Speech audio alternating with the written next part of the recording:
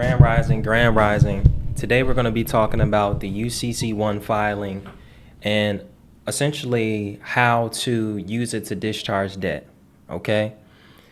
Now this is going to be a multiple part series. I wouldn't want this video to be super long. So we'll use this video to kind of just break down the UCC1, what it means, and we'll talk a little bit about how to fill out the form, or more importantly, just kind of give you an example of how to fill out the form. Before you kind of dive into this, I want you to know that this is not legal advice, okay? This is only for educational purposes only. I suggest anybody who taps into this video to actually go do your own research, all right? And down below, I actually have the complete debt guide, which is an educational source that essentially breaks down how to be able to do this ethically and legally, okay? And it has resources and templates and things of that nature. So if you are serious about this, go tap into that after this video, all right? Now, there's many ways that people kind of just look at, you know, the UCC1 filing. So it's going to be super important that you watch this video all the way to the end, and also subscribe to the channel so that you can get notifications anytime I post more videos about this. All right.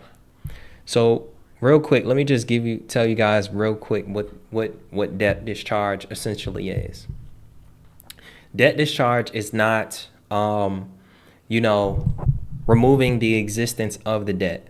All right. Debt discharge essentially is transferring the debt from one party to the next. Okay. You are transferring the charge to someone else.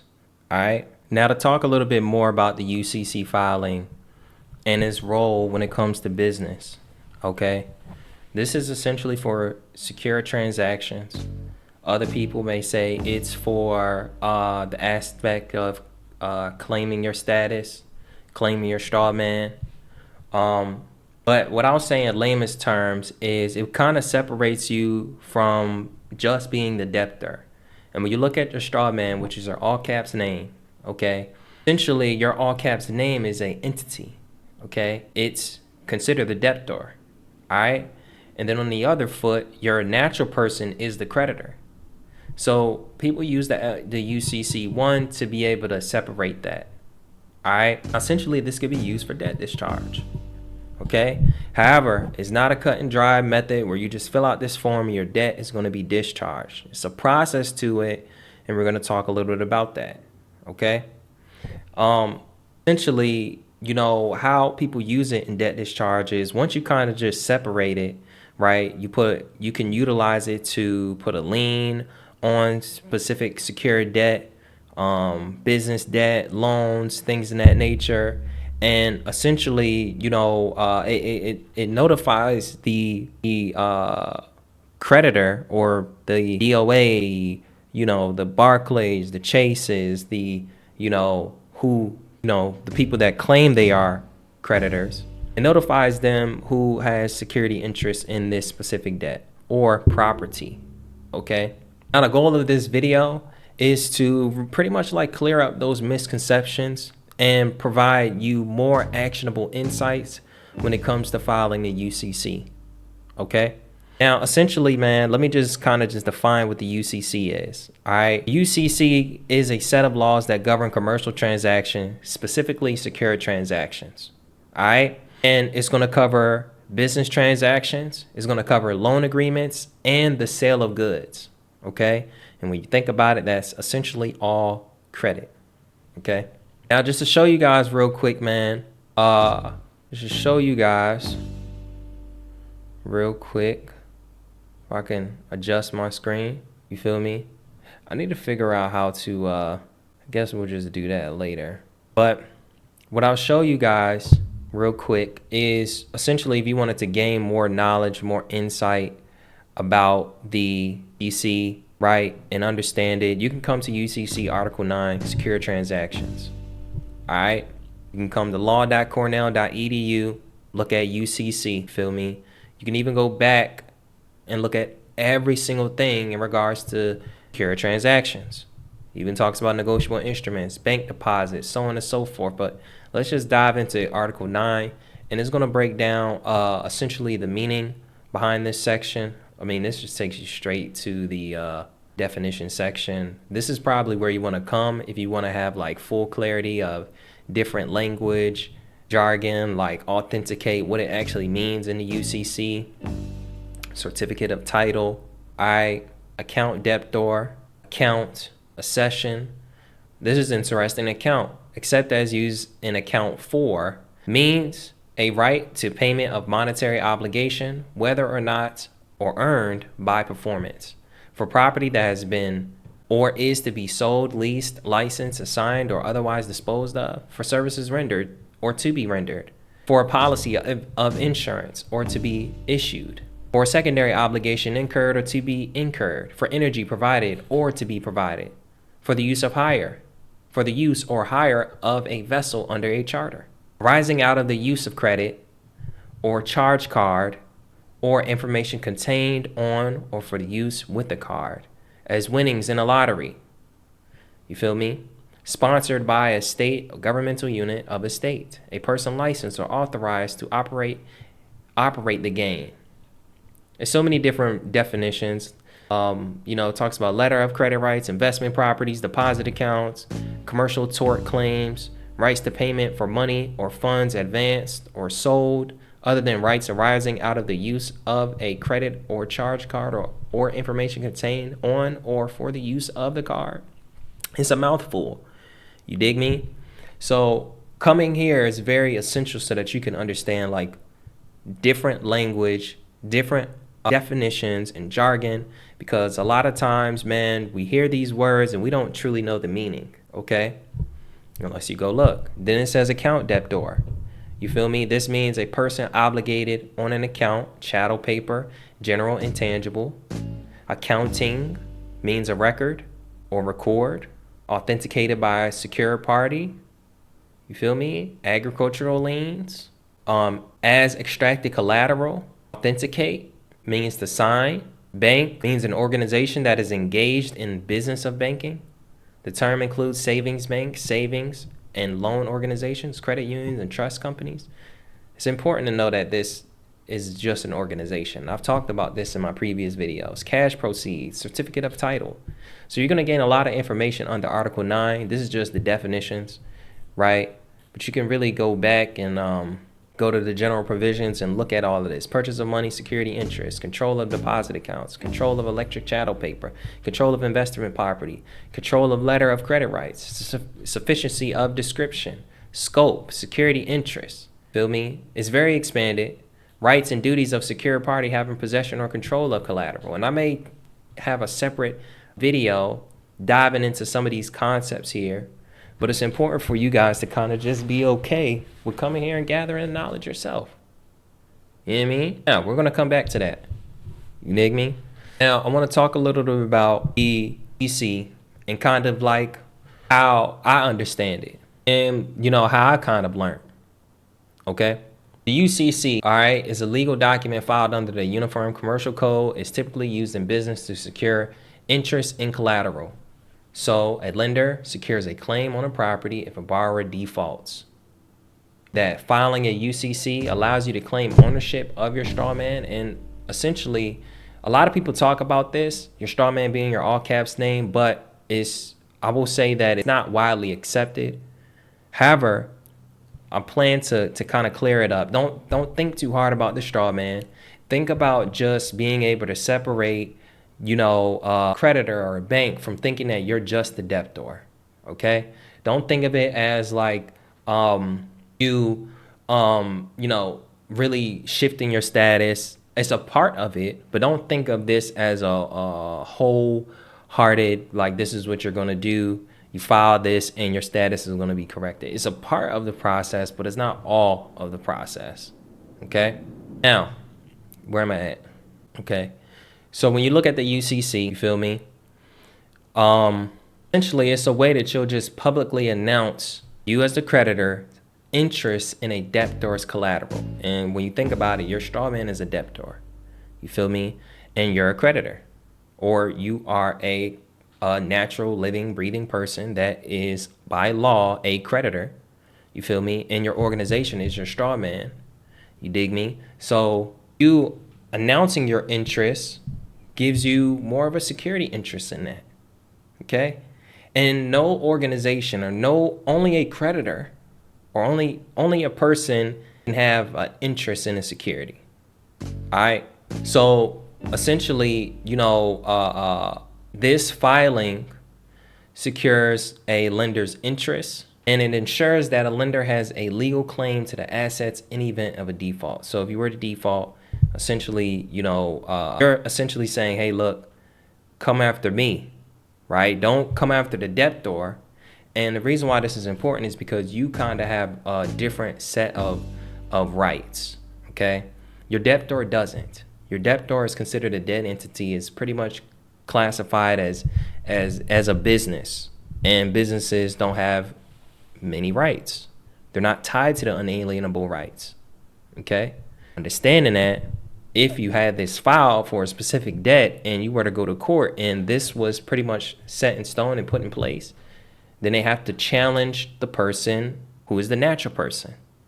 All right. Now, the UCC1 is traditionally used for securing loans, but it can be used for debt discharge, particularly when you want certain debts reduced, or if you want it to discharge by using certain assets as collateral. Okay, so that's one way, right? And you could be very strategic once you file your UCC1 in certain cases. However, you have to do it the proper way and for the proper debts. And debt discharge through the UCC typically occurs when the debtor and the creditor agree to modify or cancel the existing debt arrangement. Now, once again, you are the creditor, extending credit to yourself, and the debtor is your all caps name. So if you took security interest out on this, on this specific debt, you have the power to pretty much change the arrangement. Let's just pause on that. Let's not get too deep. Now, here's how we essentially utilize this towards debt discharge in a strategic way and as a strategy, okay? In order to eliminate those secured debts, given the fact that you are the creditor and the debtor is your straw man and you extended credit to your straw man, you feel me? You can essentially file your UCC1, or it puts you in a position to restructure the debt and make it seem as if the collateral has lost its value, all right? Or better yet, that it is no longer under the debtor's control, leading to potential debt discharge. Now, debt can be discharged if, again, it's lost its value, it's invalidated, or some way or somehow it's just like not valid, right? And we discuss this all the time in debt validation, okay? Now, the process of the UCC1 is essentially you would, and I'm gonna show you guys the actual form itself, but before I dive into the actual form, right, I wanna tell you guys the process and help you guys understand everything before we dive into the form itself. So stay to the end so that we can talk a little bit about what should go on a form. Now, essentially what it does, it essentially is gonna identify the debt, but not all debts are eligible for discharge, okay? So it's specifically for secured debts like mortgages, car loans, business loans, and are often the focus of the UCC1 filings, okay? You wanna make sure that it's those type of debts because you'll have better results when it comes to that, okay? I will say that it's not the best for credit card bills, okay? But before you actually file, make sure you have your documentation prepared, okay? You need clear and detailed records of the debt, terms of your agreements, and any collateral involved, all right? You also want to put together an affidavit to put companies on notice, even though companies will also get put on notice. When you file the UCC1, make sure you're sending it to the Secretary of State or any other appropriate authority. And the filing includes specifics about the debtor, the creditor, and the collateral. All right. Now, what happens once you file the UCC1 is it alerts creditors about the priority of the creditor's interest in the assets, and essentially this will start to trigger things where they will want to either negotiate or modify, or try to discharge the debt. Okay, but there's a lot of things that will happen or go around in the background when you start this process. Okay, now just to show you guys real quick what the UCC1 document looks like. Okay, very plain and simple. I believe I showed you guys this in the beginning, but it's very plain and simple. As you can see, the top is the secured party, which is considered the creditor. Okay, the debtor would be your straw man. Okay, this is just, you honestly can leave this part blank. The secure party name, you feel me, is the creditor, or you, not in all caps. And again, the rest is, will be checked off based off of, your situation. Okay, but to make it make sense, this top part is you. The second part is your all caps name. And this is just if you want to do, send it to the IRS would be the first, and the second would be the state. Okay, now all this is explained in my complete debt guide. I actually have a template of this. But, don't go too crazy. Just because you get a template, it doesn't mean that this is the way to actually just discharge debt. Like, can't fill this form out and your debt is going to be discharged. Be prepared for those risk or bite back from the creditors. Okay, let me go ahead and close this up so y'all don't get so excited about this. Now, actually, as a matter of fact, let me tell you guys how to actually get it. Type in, you can literally just type in UCC1 filing, and you can go to it'll pop up literally .pdf, or you can go to the IRS website and you can be able to access it. Let's see if I can access it on the IRS website. Okay, this is not what we're looking for. But if you type it in, a .pdf will show up. This is just Texas, but I'm sure you can go on your Secretary of State and find it. I'm not in Texas, so I don't know why it's showing this. But yeah, type in the UCC1 .pdf and you'll be able to find it. All right, go back to where I was at. Close that back up so I can just get through this video. I think we're already at a good 17 minutes in. So I'll only go through some of this information. Okay. Now, before you kind of file this UCC1, understand the risk and understand the legal considerations before you dive into this. Okay. This is primarily for secured debts. I want to emphasize that. Okay. So essentially any debts that are backed by collateral. So when you think of anything that comes with a physical property, all right, when you purchase a home, essentially, or when you finance a home, take out a loan on a home, there is a piece of collateral. Okay. Same thing when it comes to cars, same thing when it comes to specific equipment or inventory and things of that nature. All right. Because when you actually have that, these essentially fall under the grounds of the UCC. Okay. Now, other things like you also want to be considerate of those state specific rules. Okay. Surrounding the UCC filing. You see, I pulled up Texas, but it may be different in your state. So make sure that you are paying attention to that. And then also at the same time, you want to also understand the value of the collateral. So if you use collateral to discharge debt, the value of the collateral must be sufficient to meet the debt obligation. If the asset's value drops, it may impact your ability to discharge the debt. Okay. Now, again, this is just on the legal side, right? Just general information you can find online. The people that truly understand the aspect of consumer law and how to be able to communicate with debt collectors and use this to your advantage, you know how to properly use this. Okay. Make sure you don't have any types of errors when you are filing, because when you are filing, it's a couple of things that can happen. Number one, it can lead to delays or rejections. Okay. And essentially, once that kind of happens, your claim kind of becomes a little bit invalid, right? It kind of becomes a little bit shaky, and creditors will try to dispute it. The timing and accuracy, you want to make sure the filing is done promptly with and full accuracy. Okay. Errors in the filing process, such as incorrect debtor name, collateral descriptions, or filing dates, can cause serious problem in court or with creditors, more importantly in court. And then the complexity of debt discharge is not, the UCC process is not as simple or as cut and dry as you think it is. It's not just submitting paperwork, Okay, it's not just filling this out and delivering it to the IRS, and everything is going to be discharged.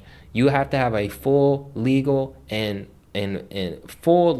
financial understanding of debt discharge process, of communication between debt collectors, of the court system, and essentially what they'll be looking for when you're communicating this information. In event a creditor tries to do things like push back. Okay, improper filing could lead to complications or lead to your debt being unresolved. So you want to make sure you have this understanding, because again, if you get to those points, those complications, it can't just be, well, it didn't work for me. Well, it's not that it didn't work for you. It's the fact that you just didn't understand or know the law. All right. Here's some of the legal risks. The creditors may push back. As a matter of fact, they will.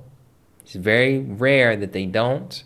Okay, they may say that the claim is not valid, or they may say that they have a higher priority in the collateral, but they really don't. All right, because they're just an organization. They can't really have security interests.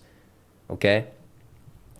The creditor may file a lawsuit if they believe the debt discharge was done fraudulently. So you have to understand you're at your position in the legal process, and you have to be willing to understand these risks. Okay, the creditor will challenge you. The creditor will make you seem like you're doing something wrong or improperly. Okay, and this will lead to a lengthy legal battle, especially in cases involving significant assets or large debts. So you definitely want to start small if you're going to try this. All right, but before you actually try this, get a full understanding of the law and be ready for them to push back. And this goes for any method of discharge that I talk about.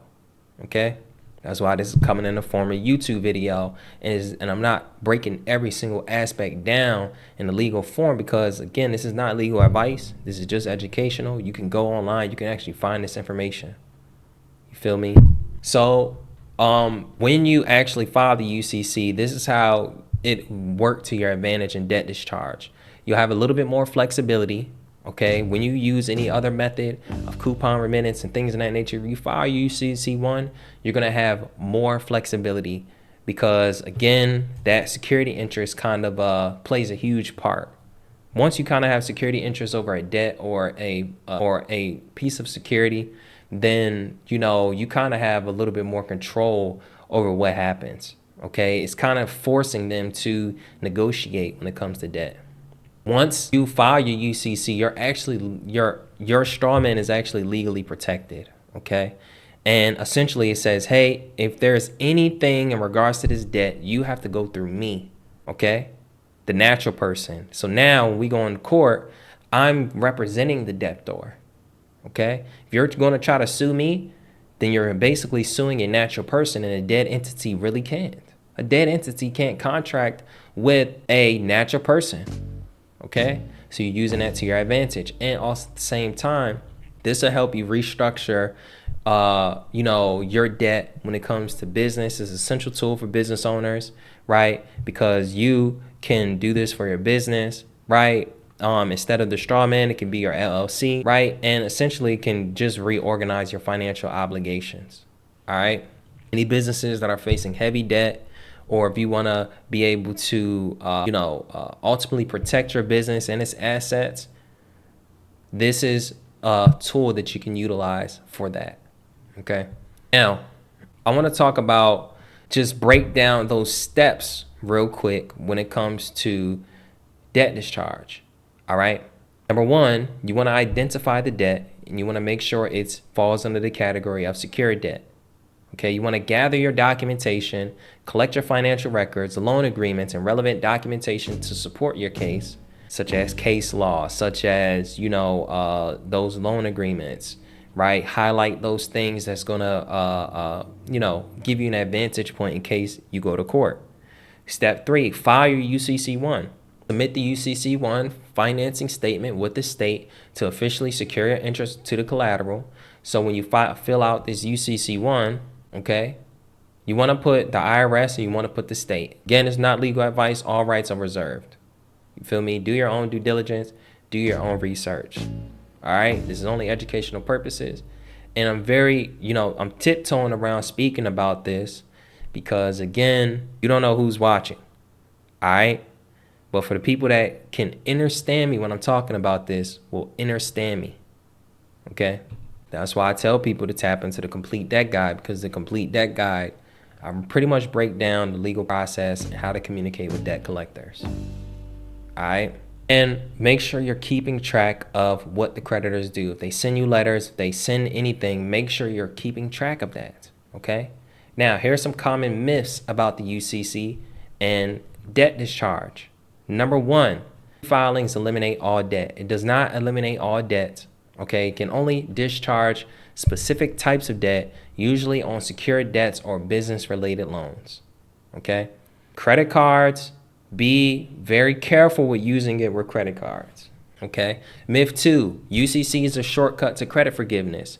UCC is not a get out of debt free card. All right. It's a legal tool that works under specific conditions. You dig me? And then myth 3, UCC filings are easy and risk free. It is not easy and risk free. I just went over the fact that the creditors can push back, right? The filing complex can be complex, right? And essentially errors can lead to legal consequences. And it's important that you get that proper guidance. It's important that you understand laws behind it and you understand what to do next in the event that you run into those errors. Okay. Make sure you stay tapped in. Make sure you subscribe to this channel. Make sure you know as much information as possible before you actually do this.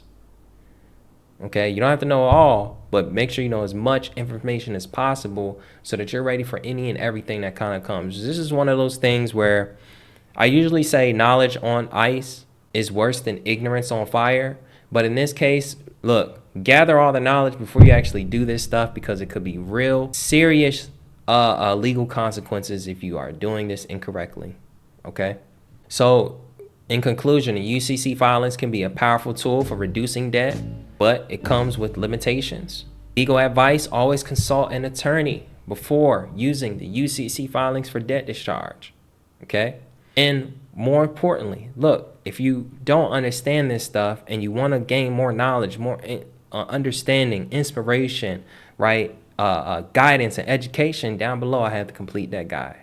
It's only $47. You get started today. You're able to see how to be able to communicate with debt collectors through the administrative process and then some.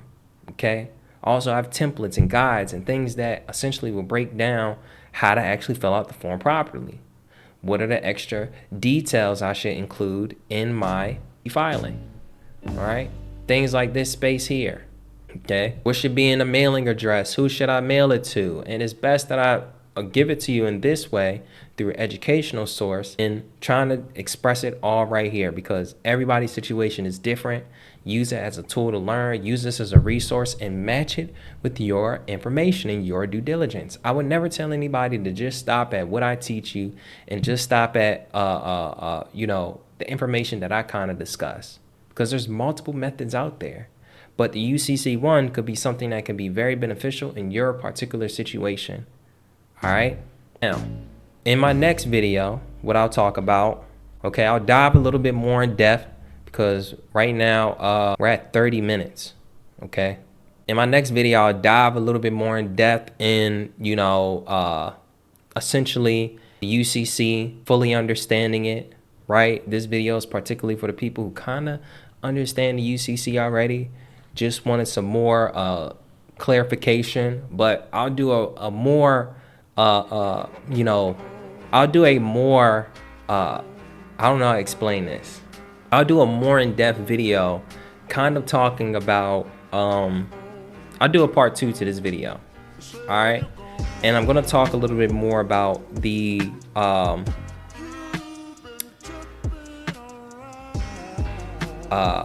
trying to find the right word. Way I kind of look at this, I kind of gave you guys more of the cut and dry conversation to this. Okay.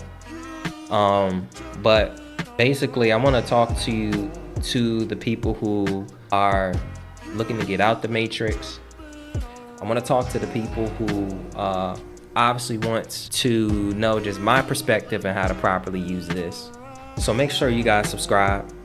All right, like this video so that I know that this is something you want to continue to see.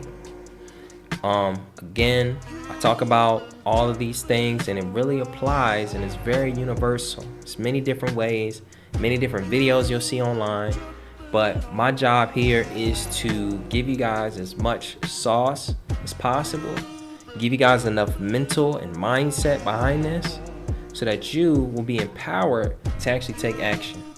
Once again, thank you for watching this video. Down below, the complete debt guide is only 47 bucks. Go and grab it so that you can understand the legal process and how to communicate with debt collectors.